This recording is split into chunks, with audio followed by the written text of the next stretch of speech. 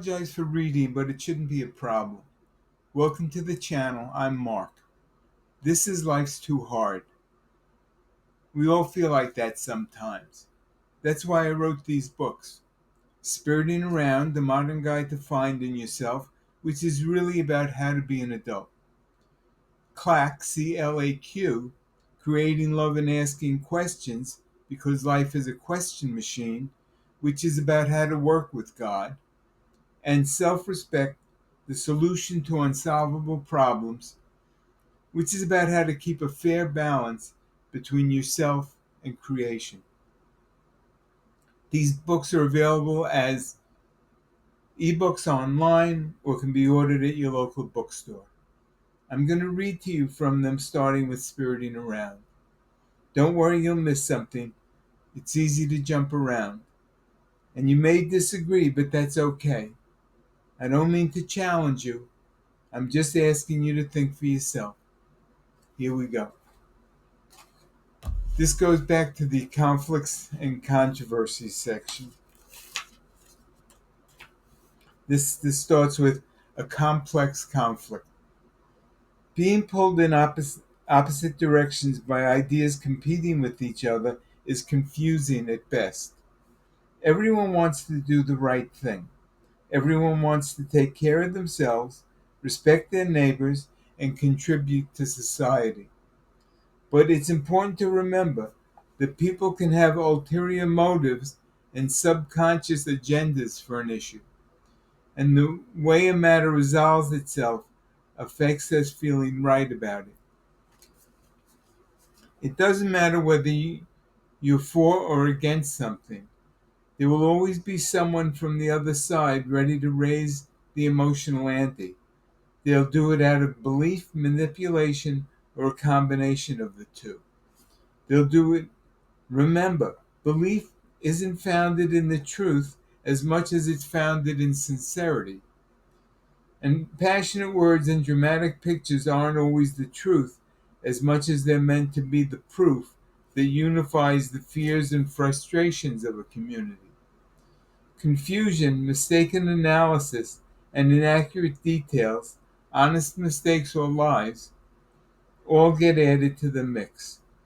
These complications make it harder to understand the cause and effect of a situation, or the best way to deal with it.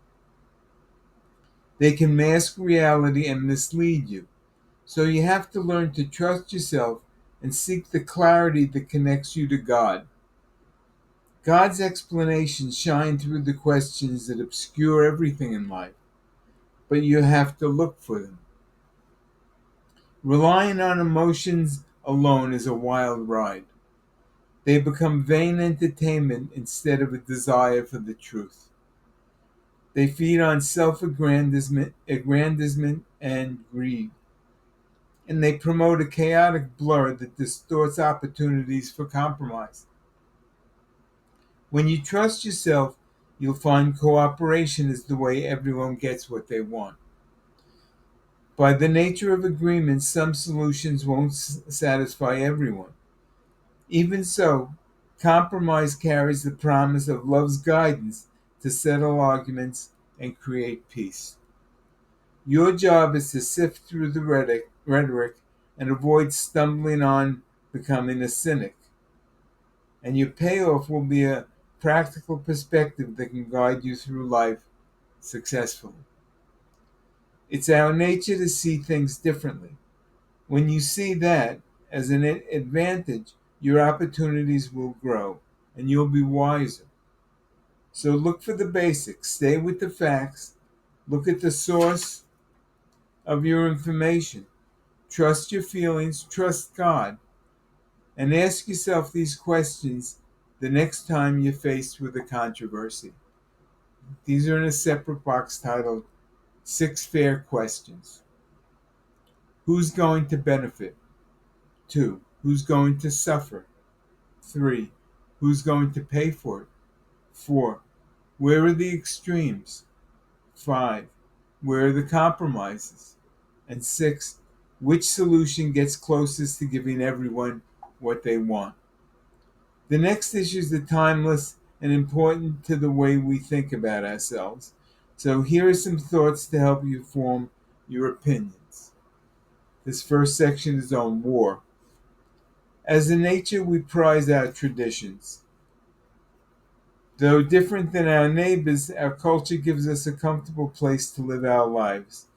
And when we feel our comfort threatened, we'll do anything to protect it. Or when our cultural identity is challenged, we'll fight to preserve it. It's not a judgment over whose culture is better. While there can be extremes in cultural manners, there must be respectful limitations between them so they can live together peacefully. It's the consideration for each other's cultural freedom. And cultural freedom is so important to people that they would kill or die to defend it. Then when should a country go to war?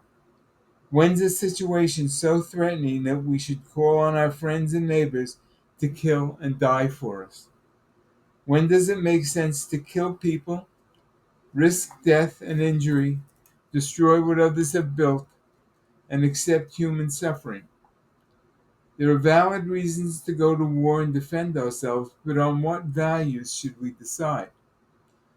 The conflicts that bring on a war involve a real or perceived threat to our security.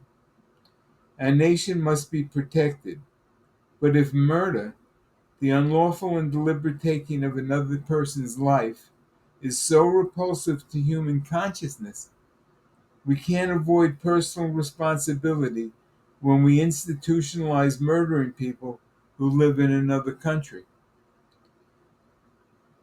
So, to be responsible human beings, when confronted by such grievous matters, it's essential to know the true nature of the threat before we condone that murder be done in our names. That's the end of this section for now.